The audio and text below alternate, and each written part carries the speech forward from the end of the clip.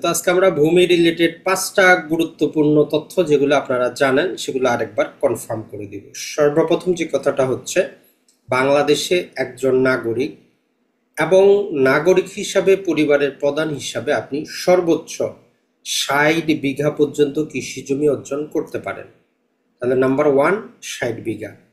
এখন এই বিঘা নিয়ে যাদের কনফিউশন আছে, মনে রাখবেন এখানে 33% বিঘা আলোচনা করা হচ্ছে। তাহলে 60 বিঘা গুণ 33% দেন, তাহলে আপনার মোট কতটুকু সেটা চলে আসবে। কারণ বাংলাদেশে এক এক জায়গায় জমির পরিমাপ কিন্তু এক এক রকম। সরকারি যে বিঘাগুলো আছে এগুলো হিসাব করা হয় 33%। আর আপনি যদি উত্তরাঞ্চলের দিকে যান, বিশেষত রংপুর, দিনাজপুর, ঠাকুরগাঁও, পঞ্চগড়ে, এদিকে 50 বিঘা। তো আপনি 60 যদি আমরা দেই, গুণন যদি দেই, মোটামুটি যদি আমরা এটাকে ভাগ করার চেষ্টা করি, 33% যেটা আমাদের হচ্ছে, মোটামুটি বলতে পারি 19.8।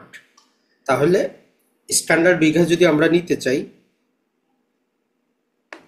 তাহলে আপনি যে কাজটা করতে হবে, যদি আপনি রংপুর, দিনাজপুরের দিকে বুঝতে চান, সেক্ষেত্রে আপনাকে জাস্ট এতটুকু মনে রাখতে হবে যে আপনি 60 বিঘা পর্যন্ত লিগালি মালিক হইতে পারবেন। তাহলে 60 গুণন হচ্ছে 33, তার মানে 1980% জমির মালিক হইতে পারবেন।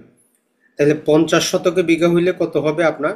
মোটামুটি আপনি প্রায় 39.6, মানে 39 বিঘা এবং 60% যে 6% পর্যন্ত মালিক হতে পারে। রাউন্ড ফিগার নিলে আপনি 40 বিঘার মালিক হইতে পারেন। সহজ কথা হচ্ছে এটা।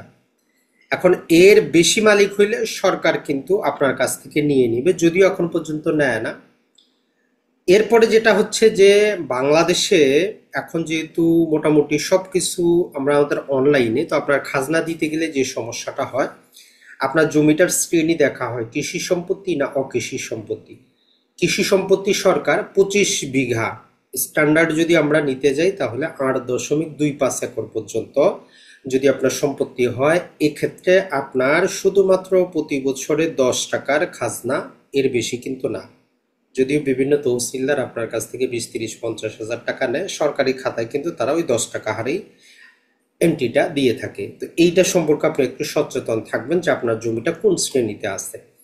এখন যদি অন্য অকৃষি শ্রেণীর মধ্যে থাকে, সেক্ষেত্রে যদি আবাসিক, শিল্প, বাণিজ্য থাকে, সেটার হার পৃথক পৃথকভাবে দেওয়া আছে। তো আমাদের 2015 সালে সর্বশেষ জারি করা হয়েছিল। আর আমাদের রাষ্ট্রীয় অধিগ্রহণ এবং প্রজাস্বত্ব আইন বলতেছে যে একবার জারি করলে আগামী 20 বছর থাকবে। তার মানে 2015 সালে যে খাজনাটা আমাদের চালু হয়েছে, এটা যদি আমরা যুক্ত করে যে 2035 সালে গিয়ে আমাদের চেঞ্জ হবে, যদি আইনটাকে পরিবর্তন করা না হয়। এটাই নিয়ম।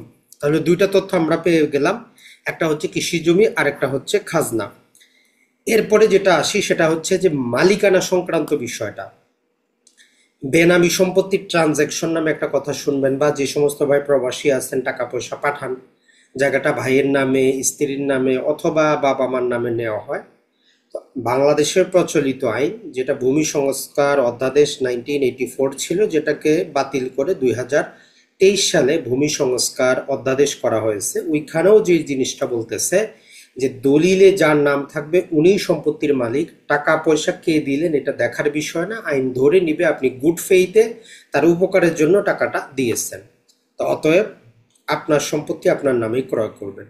যে সমস্ত প্রবাসী ভাই আছেন, বা বাংলাদেশের প্রচলিত আইনে একটা যে সমস্যা, জমি ক্রয় করতেও দলিলে গ্রহীতার স্বাক্ষর লাগে, এটা আমরাও রিকোয়েস্ট করবো যে উঠিয়ে দেওয়া হোক, কারণ গ্রহীতার স্বাক্ষরের কিন্তু কোনো দরকার নাই। তারপরে আপনি আপনার নামে নিতে পারেন কিভাবে, আমাদের অসংখ্য ভিডিও আছে, অথবা হোয়াটসঅ্যাপে মেসেজ দিবেন। তাহলে 3টা জিনিস দেখলেন, কৃষি জমি আমরা কতটুকু অর্জন করতে পারতেছি, কৃষি জমির খাজনা, মালিকানা। এরপরে আসি আমরা নামজারি বলে একটা জিনিস পাবো। এখন এই নামজারির জন্য কত টাকা পয়সা খরচ হয়।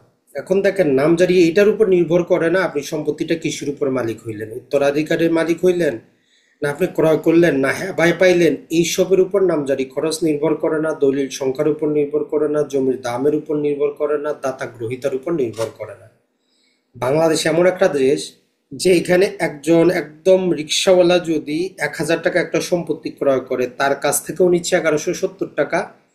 আর যদি ওই যে বাংলাদেশের টপ ক্লাস ব্যক্তি যদি 10 কোটি টাকার বা 1 বিলিয়নের সম্পত্তি নেয়, তার কাছ থেকেও নিচ্ছে 1170 টাকা।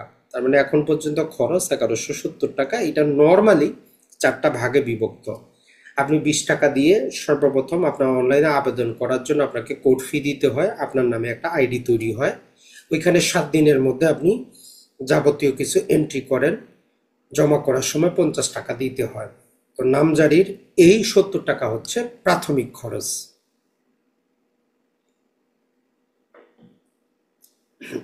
এর পরবর্তী ধাপগুলোতে যদি আপনার নামে নামজারিটা ক্লিয়ার হয়ে যায়, তখন 1100 টাকা যেটা হচ্ছে যে আপনাকে পরিশোধ করতে হয়, যার মধ্যে 1000 টাকা রেকর্ড সংশোধনী ফি সেখানে যায়, আর 100 টাকা খতিয়ান ফি বাবদ। এই হচ্ছে যে টোটাল আমাদের 1170 টাকা। তবে আমরাও চাই যে আসলে এই ধনী গরিব বৈষম্যটা অবশ্যই অবশ্যই একটু রাখা হোক। কারণ দেখেন, 1 শতকের জন্য যে টাকা দিচ্ছেন, 1 বিলিয়ন টাকার সম্পত্তির জন্য ওই জিনিসটা দিচ্ছেন। তাহলে আমরা 4টা জিনিস দেখলাম। একটা ছিল আমাদের কৃষি সম্পত্তি কতটুকু অর্জন করতে পারবো, কৃষি সম্পত্তির খাজনা, এরপরে ছিল আমাদের মালিকানা, এরপরে ছিল নামজারি। এখন আসি খতিয়ান। বাংলাদেশে মনে রাখবেন, নর্মালি আমরা টোটাল বাংলাদেশটাকে যদি অন অ্যাভারেজ গড়ে নিই, মূলত 3টা খতিয়ান। একটা হচ্ছে সিএস বা যেটাকে আমরা ডিএস বলি, একটা হচ্ছে এসএ বা যেটাকে আমরা এমআর বলি, এর পরবর্তী হচ্ছে আমাদের আরএস বা বিএস। কোন অঞ্চলে 4টা, কোথাও 3টা। তো এখন নতুন করে সরকার আবার কিন্তু জরিপ করতেছে, এটাকে তারা ডিজিটাল জরিপ বলতেছে। তো এটা এখনো শুরু হয় নাই, হবে হয়তো কোনো একদিন। এখন এই যেগুলা সরকার তৈরি করে, এগুলাকে বলে যে জরিপ খতিয়ান, রেকর্ডীয় খতিয়ান। এইগুলো আপনারা অনলাইনে অ্যাপ্লিকেশন করে মাত্র 100 টাকায় ঘরে বসেও পেতে পারেন, সাথে কুরিয়ার চার্জ দিয়ে, অথবা অনলাইন কপি 100 টাকায় পেতে পারেন। আর যেটা নামজারি খতিয়ান, সেটাও আপনি যদি আপনার মূল কপি হারিয়ে যায়, কোনো সমস্যা নেই, আপনি সেটাও 100 টাকায় পেতে পারেন। তাহলে আমরা আজকে ভূমি রিলেটেড প্রচলিত যে 5টা জিনিস ছিল, এটা সম্পর্কে আপনার ধারণাটা আরেকটা সঠিক হইল, স্বচ্ছ হইল। কারণ দেখেন, যে কোনো বিষয় যখন আপনার প্রপার নলেজ থাকবে, আপনি কিন্তু সেখানে একটু জোর গলায় কথা বলতে পারবেন। যেমন আপনি যখন জানেন রিক্সাওয়ালা এখান থেকে এখানে এত টাকা ভাড়া, সে 1 টাকা বেশি চাইলে কিন্তু আপনি রেগে যান, কারণ আপনি জানেন। তো এই ভূমি রিলেটেড আমাদের প্রপার অথেন্টিক সোর্স থেকে নলেজ না থাকার কারণে আমরা প্রতারিত হই। তাহলে আজকে থেকে প্রবাসী ভাইরা টাকা যেটা পাঠাবেন, জমি নিজ নামে নেবেন, কারণ দলিলে যার নাম, জমির উনি মালিক। কে টাকা দিল সেটা দেখার বিষয় না। এটা ছিল আমাদের আজকের ভিডিওর মূল গুরুত্বপূর্ণ বিষয়। এরপরে যেটা আমরা আলোচনা করেছি যে কৃষি সম্পত্তি আপনি 60 বিঘা পর্যন্ত লিগালি অর্জন করতে পারেন। কৃষি সম্পত্তি 25 বিঘা পর্যন্ত আপনাকে খাজনা দিতে হয় না। এরপরে আমরা দেখেছি যে খতিয়ান উঠাইতে কত টাকা লাগে আর নামজারি করতে কত টাকা লাগে। তো আপনাদের জন্য আমরা ইনশাল্লাহ ডিসেম্বরে ভূমি রিলেটেড নতুন একটা কোর্স নিয়ে আসতেছি, যেহেতু গত 2 মাস আমাদের ব্যস্ততার জন্য আমরা নিতে পারি নাই। আশা করি সেই কোর্সে আপনাদের সাথে দেখা হচ্ছে। আসসালামু আলাইকুম, ভালো থাকবেন।